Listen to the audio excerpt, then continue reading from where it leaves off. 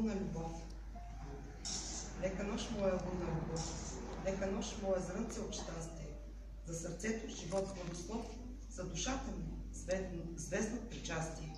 Лека нощ, моя обич далечна, ще те взема в съня си да ме топлиш. С любов дива, огняна, вечна, с обич шепната от мен да говориш.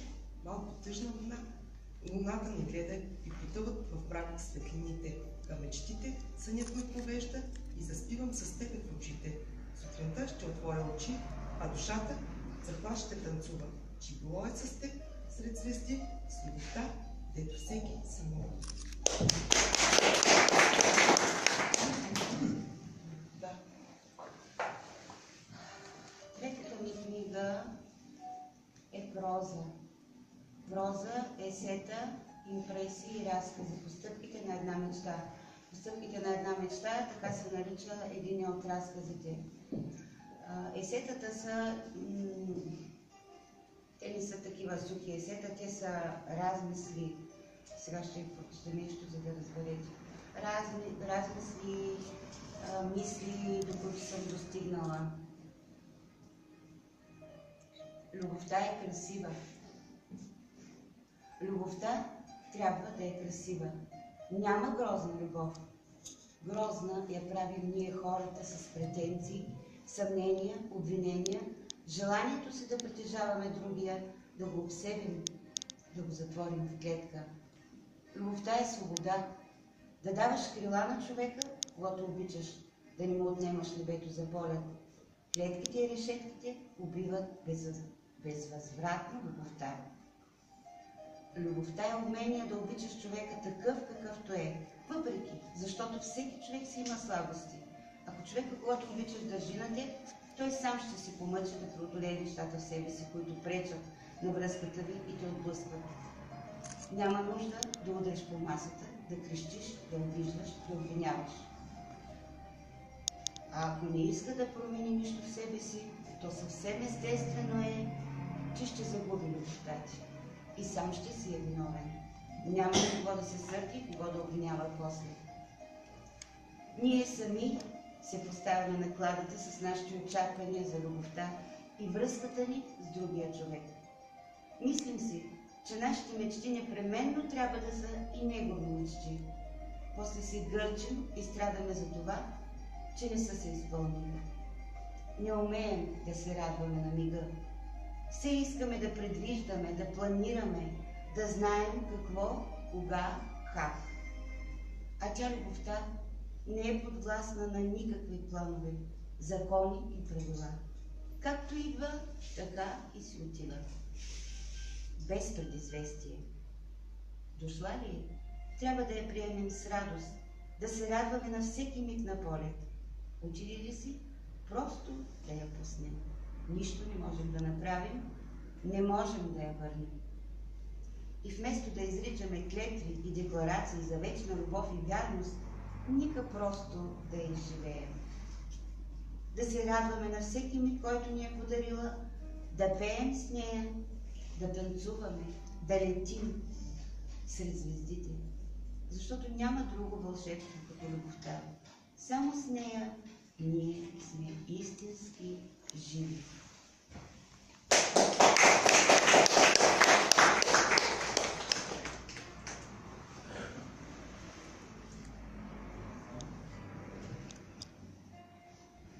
Това са ми, такива са ми експерта. Ще можем да чуем още някой? Моля? Да чуем още някой? Да. Никога не е късно. Никога не е късно за нищо. Дори само година живот да имаш пред себе си. Само месец, само ден. Никога не е късно да тръгнеш след мечтите си. Дори без никаква гаранция, че ако ги сбъднеш, ще намериш щастието. Просто трябва да опиташ. Иначе как ще знаеш? Цял живот ще се чудиш какво е можело да бъде. И ще ти горчи, че не ти е стигнала силата, че си се отказал. Тази горчилка никога няма да изчезне. Най-силно ще горчи самотните и празни мигове. И нищо няма да премахне този пилинен вкус в устата и сърцето. Никога не е късно да промениш живота си, да започнеш от начало, да се разделиш с всичко, което убива ден след ден душата ти и я прави безнадежна и равнодушна. Защото смисълът на живота не е в това колко години ще го живееш, а как ще го живееш. Дали си горял, мечтал и обичал, дали си се отдавал на чувствата си, гонил и стигал мечтите си, или просто си ги оставил да минават край теб, самосъжалявайки си. Едно празно и сиво съществуване, но не е живот. Мъждухане, не е горене. Еднообразно и монотонно, краят на което нищо няма да промени. Никога не е късно да се влюбиш. Чувствителността на сърцето няма нищо общо с броя на годините. На колкото и години да е човек, има нужда от обич, от споделеност, да се отразява в нечия усмивка, да вижда себе си в нечии очи. Иначе Бог нямаше да създава Адам и Ева, а някаква група от хора, всеки от които живее сам за себе си. Цял живот човек търси своята половинка, този, който ще го допълва, своето огледало. Понякога един живот не стига, за да намериш половинката си. Но това не значи, че трябва да спреш да я търсиш. Никога за нищо не е късно. И не случайно е казано, че човек престава да е жив, когато спре да мечтае, да обича. Мъртво подобие на човек. Уж жив, но не е. Ето това са за добротата, за злобата, това са моите разсъждения.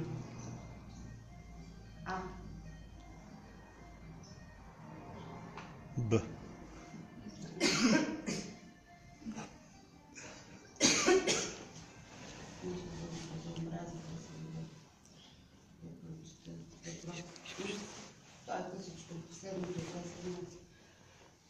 Въпрос без отговори.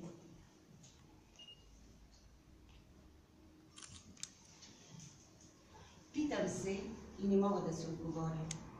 Защо хората не се разбират, когато са нужни само няколко искрени човешки думи? Умни, интелигентни, чувствителни хора, а не могат да се разбират. Премълчават, стаяват, преглъщат. Защо е това? Думите ли не знаят? Смелостта ли не им стига? Какво е? Страх, притеснение, прегради? Какво е? Сам няколко думи. Обикновени и искрени, честни и открити. Мълчат. Давят се в неизказани слова, трупат обида и гняв. Убиват се един друг. Жестоко и безпощадно. Бавно и сигурно. Оставят се да тънат в съмнения, подозрения, илюзии. Защо? Никога няма да разбера тази човешка жестокост. Защо Бог ни е дал словата, щом ги крием, предъвкваме и мълчим? Тогава, когато наистина е нужно да ги кажем и така да спестим много болка. Животните, те не могат да говорят, но казват много повече от нас, хората. И не им трябват думи, за да изразят приятелството, загрижеността си, любовта си, радостта, страха си. А ние се убиваме с мълчание.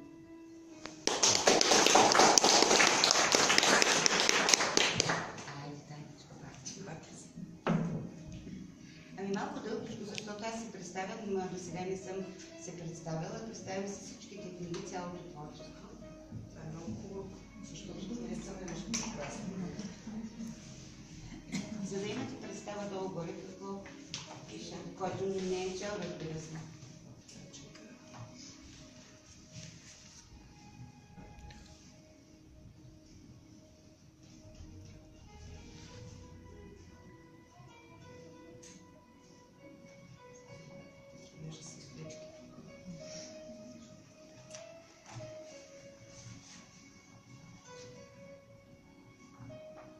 Птиците се нуждаят от остров.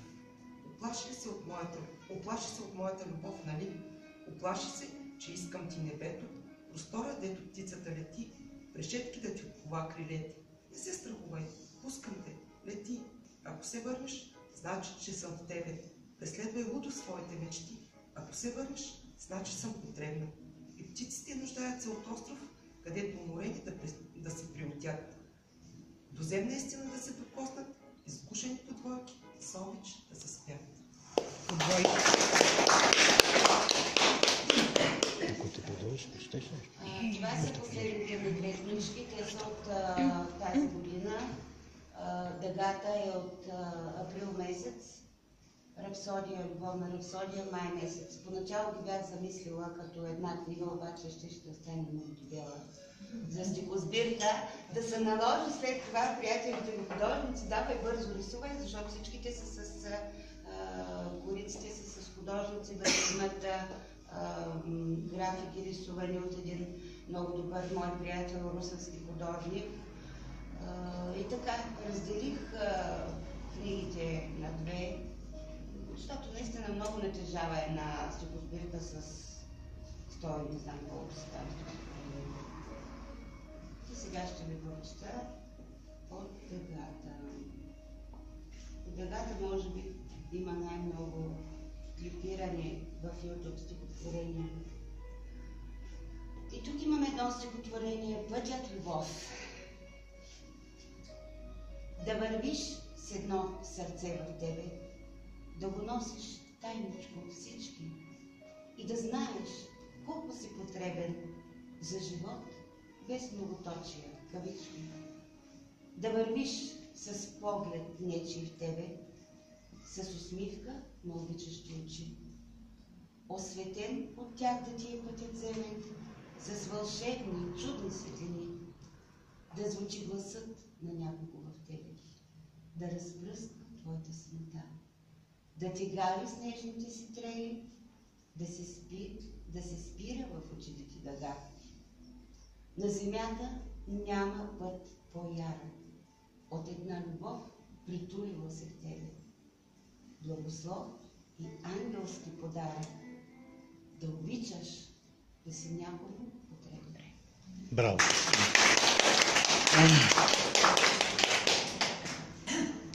Аз много обичам луните, звездите, небесните тела. Много често присъстват в моите стихове. Зная, това е клипирано също това в клипове на YouTube. И едно от любимите ми стихотворения. Каквото и да стане с нас, ще знам, че някой съм обичала. В безпамет, в лудост и в транс душата си пред него съм събличала. Каквото и да стане с нас, ще знам, че съм била обичана. Целуната от Бог в божествен танц, по звездните поляни с теб съм тичала. Каквото и да стане с нас, ще знам, че в обич сме горели. Открили себе си божествения глас, в една любов сърцата ни са спрели. И ще те нося някъде в сърцето. До края ще те нося в земния си път. Когато се отправя към небето, ще взема спомена за теб отвъд. При всяко връщане аз теб ще търся и ще те чакам пак при мен да спреш. И пак ще понеса в сърцето кръста на огнен миг сред суета и леж. Не зная с нас какво ще стане, дали ще стигнем с теб до рая, но щом с любов пътуват двама и пътят им е райски, знай. Браво!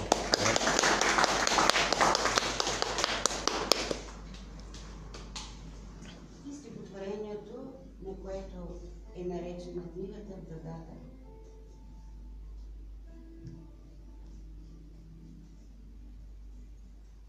Намерих в тебе приказката своя, такава, дето никога не се забравя.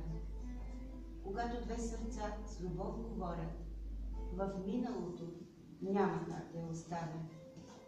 С прошепнати от теб и мен слова, сияние на падаща звезда, под цветовете на една дъга, изтрихме с тебе минало и самота. Намерих в тебе истината своя, в теб и в уханни летни дни. И лудостта видях в тебе и покоя, в ръцете ти, смеха и топлите очи. Останахме завинаги в дъгата, в приказката на щастливи дни, в милвката на нежни аромати и любовта, която в нас гори. Във всеки миг самотен ще сме там, стопили се в една любов и лято. Не може вече никога да бъдеш сам, щом заедно сме влезли в дъгата.